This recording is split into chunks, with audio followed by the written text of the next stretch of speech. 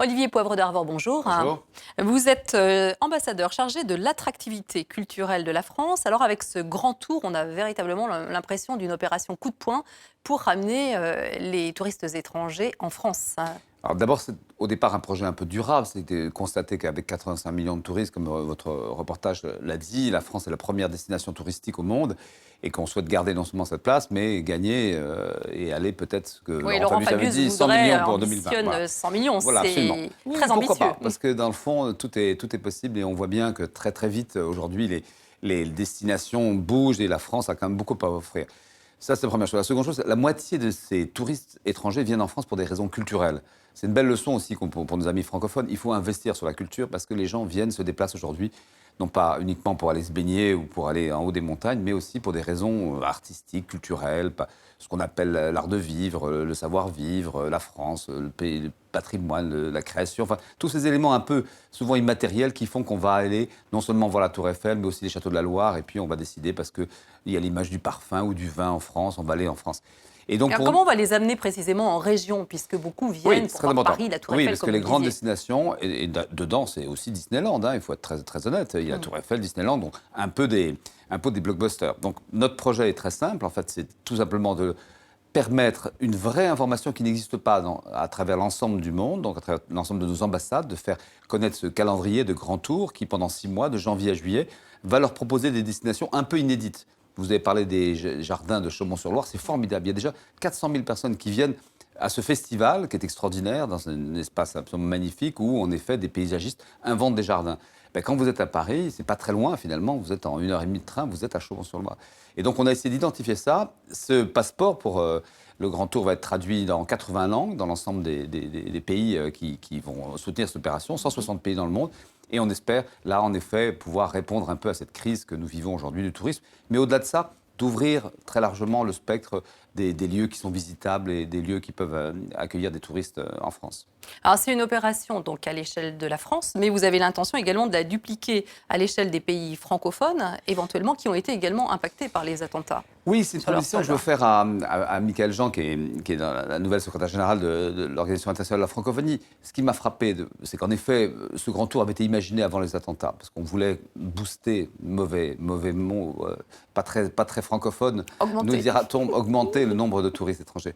Mais je m'aperçois finalement que les pays qui ont été touchés sont les pays autour de la Méditerranée, le Maghreb très largement, les pays d'Afrique qui sont aujourd'hui vraiment en crise. La Tunisie est un exemple majeur. Et je pense que là, il y avait des festivals formidables. Au Liban, des grands festivals qui ont dû fermer ces dernières années parce que les touristes n'y viennent pas. Et je trouve que l'idée de lancer un grand tour à l'échelle de la francophonie, donc des pays francophones, particulièrement du Sud, serait une idée à la fois stimulante, singulière, qui montrerait l'apport de la culture francophone au monde et puis pourrait permettre en tout cas des apports économiques importants. Alors, on parle des touristes, mais parlons des étudiants qui, eux, restent quand même nombreux à Oui. venir en France. La France est le troisième pays d'accueil des étudiants étrangers. D'ailleurs, l'enseignement du français reste l'une des clés pour parfaire l'accueil de ces étudiants.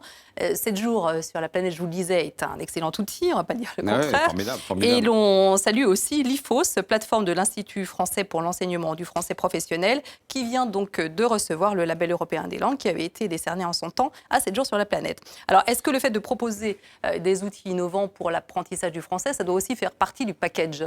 Mais oui, bien sûr. D'abord, pas de déclinisme. Vous l'avez rappelé, nous sommes le troisième pays au monde en termes d'accueil d'étudiants étrangers. Donc, et les deux premiers sont des pays anglophones, États-Unis, Royaume-Uni. Donc la France vient après avec 300 000 étudiants. C'est quand même très important.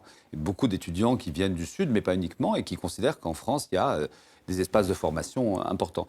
Et évidemment, tout ce qui va faire que le français sera plus ludique, à travers ce que vous faites, en effet, 7 jours sur la planète, qui est un vrai outil d'apprentissage de la langue.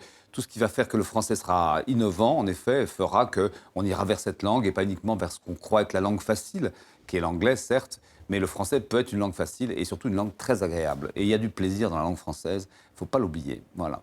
Alors, l'objectif donc de ce grand tour s'adresse aux étrangers, mais aussi aux Français qui se sont un peu repliés sur eux après Ouais, toute cette série d'attentats. les fréquentations des musées, vous Comment l'avez dit. ramener les Français à aller au théâtre, au musée, aujourd'hui, qui se sont vidés?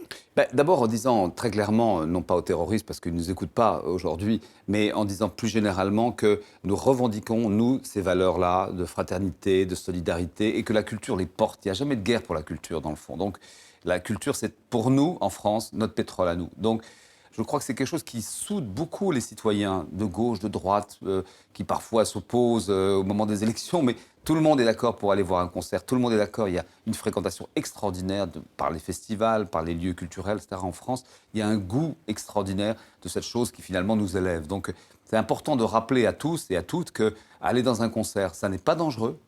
C'est beaucoup moins dangereux que de prendre la voiture, hein, même quand il y a des attentats, en nombre, hélas, de victimes. Et puis surtout, ça rend heureux et puis ça permet aux gens de toute confession, de toute religion, de toute couleur, d'être ensemble dans un moment qui s'appelle tout simplement la vie et le plaisir. Et ce n'est pas négligeable. Bon, ce sera le mot de la fin, la culture rend heureux. Absolument. Merci beaucoup Olivier Poivre d'Arvor pour cet éclairage sur l'attractivité culturelle de la France qu'il faut donc renforcer. Merci à vous. Merci à vous.